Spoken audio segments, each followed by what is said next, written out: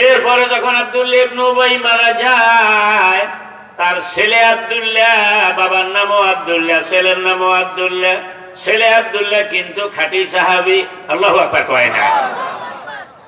যখন আব্দুল্লাহ ইবনে উবাই মারা যায়, ছেলে আব্দুল্লাহ নবীজির কাছে আসি বলেন, ইয়া রাসূলুল্লাহ, আমার বাবার হাল তো আপনার ভালো করে জানা আছে।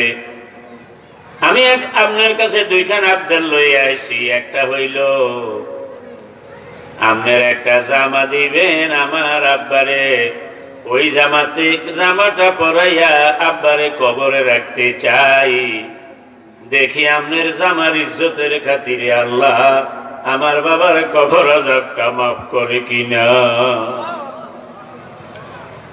দ্বিতীয় নম্বর হইল, হুজুর দয়া করে আমার বাবার জানাজাটা আমনে পড়াইবেন। নবীজি দোনো কথায় রাজি হইলেন, একটা জামাও দিলেন আর জানাজা পড়ানোর জন্য রওনা দিলেন।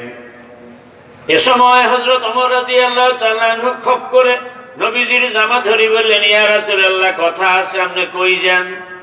কয় যে আব্দুল্লাহ ইবনে উবাই মারা গেছে, জানাজা পড়াইতে যাই। ওমর কয়, আয়াত যে নাজিল হইল আপনার কাছে শুনি আমরা মুখস্থ করলাম, আপনি কি আয়াত ভুলে গেছেন নি? কোন আয়াত? কেন আল্লাহ কইছে না, ইন তাস্তাগফির লাহুম ৭০ মাররাতান ফালা ইয়াগফিরাল্লাহু লাহুম, যে যদি নাকি ওগো নবী কোন মুনাফিকের জন্য একবার দুইবার নয় ৭০ বারও যদি আপনি নবী মাগফিরাতের দোয়া করেন, ক্ষমার আবেদন জানান, ফালা ইয়াগফিরাল্লাহু লাহুম, কোশ্চিন কালো আপনার দোয়ার বদৌলত মুনাফিকের ক্ষমা করা হবে না। ইয়া রাসূলুল্লাহ, এই আয়াত তো আপনার মুখে শুনছি, আপনি কি ভুলে গেছেন নি? হুজুর কয়, না ভুলি নাই। কোনা বললাম না, কেমনে রওনা দিলেন? এ খাড়া মুনাফিক, তার জানাজা পড়ানোর জন্য কেমনে রওনা দিলেন? কিন্তু আমার নবী তো দয়ার সাগর, সুবহানাল্লাহ কয় না? আমার নবী তো দয়ার সাগর। এটা আমি কই না, আল্লাহ কইছে কোরআনে, লাকাদ জাআকুম, পড়েন, লাকাদ জাআকুম রাসূলুম মিন আনফুসিকুম আজিজুন আলাইহি মা আনিতুম হারিসুন আলাইকুম বিল মুমিনিনা রাউফুর রহিম। ও দুনিয়ার মানুষ, নিঃসন্দেহে তোমাদের কাছে এসেছেন একজন রাসূল, এসেছেন একজন লাকাদ জাআকুম রাসূল, নিঃসন্দেহে তোমাদের কাছে এসেছেন একজন রাসূল, মিন আনফুসিকুম, তোমাদের এই মানুষের মধ্য থেকে।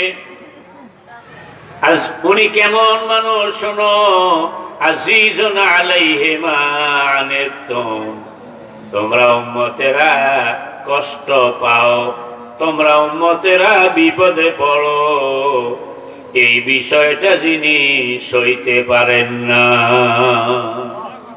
নিজে কষ্ট সহ্য করতে পারেন কিন্তু উম্মতের কষ্ট যিনি সইতে পারেন না, এমন একজন দরদী রাসূল তোমাদের কাছে এসেছে।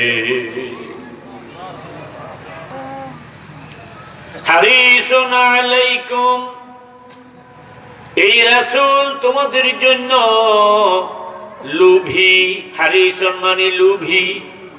এই রাসূল নিজের জন্য লোভী নন, নিজের সুখ শান্তি, নিজের জায়গা জমি, নিজের ধন সম্পদের জন্য কোনো লোভ নাই।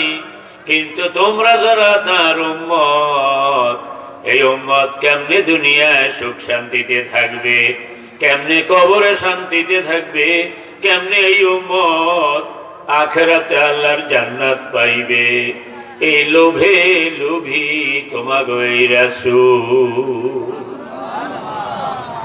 বিল মুমিনিনা রাউফুর রহিম, বিশেষ করে যারা মুমিন, বিশেষ করে যারা মুমিন তাদের জন্য তিনি রাউফুর রহিম। খেয়াল করেন, রাউফ এবং রাহিম, এই দুইটা নাম কিন্তু আমার আল্লাহরও, ঠিক নিও ভাই? যার কারণে মানুষের নাম আছে আব্দুর রহিম, আসেনি? মানুষের নাম আছে আব্দুর রউফ, আসেনি?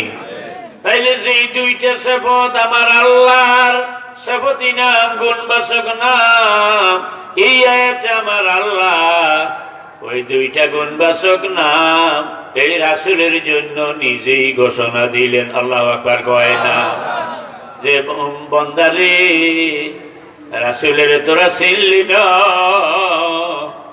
ইনি বিশেষ করে মুমিনদের জন্য রাউফুর রাহিম, তার দিলটা একেবারে নরম এবং তার দয়ার কোনো সীমা নাই।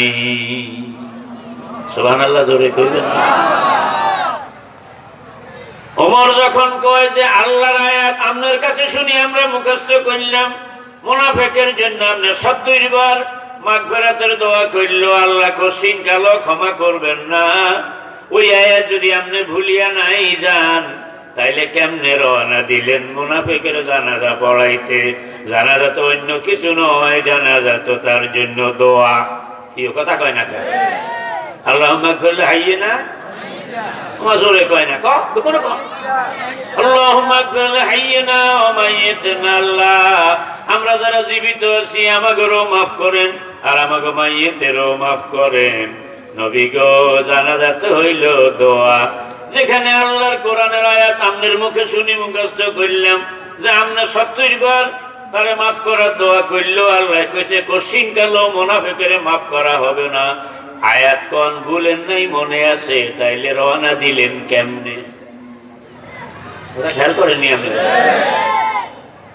নবীজি বললেন, ওমর, আল্লাহ কইছে 70 বার মাফ চাইলেও ক্ষমা করবেন না, আমি 70 বারের বেশি দোয়া করব, সাই আমার মাওলায় মাফ করেনি।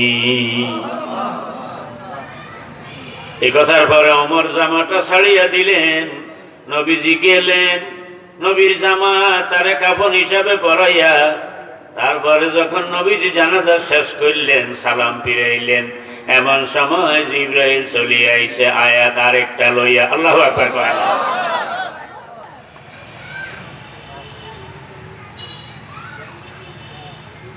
নবী গো, আমি আপনার আয়াত নাজিল করিয়া কইছিলাম মুনাফিকের জন্য 70 বার যদি আপনি নবী মাগফিরাতের দোয়া করেন, তাও কঠিন কালো আমি মাফ করব না। আর আপনি এখান থেকে সেদা বাইর করছেন যে আমি 70 বারের বেশি দোয়া করব। এই কথা কইয়া আপনি মুনাফিকের জানাজা পড়াইছেন। এবার আর 70-80 সংখ্যা কম না, বরং লা তুসাল্লি আলা আহাদিম মিনহুম মাতা আবাদা। আজকে থেকে বলে দিলাম, কঠিন কালেও কোন মুনাফিকের জানাজা আপনি পড়াইতে পারবেন না।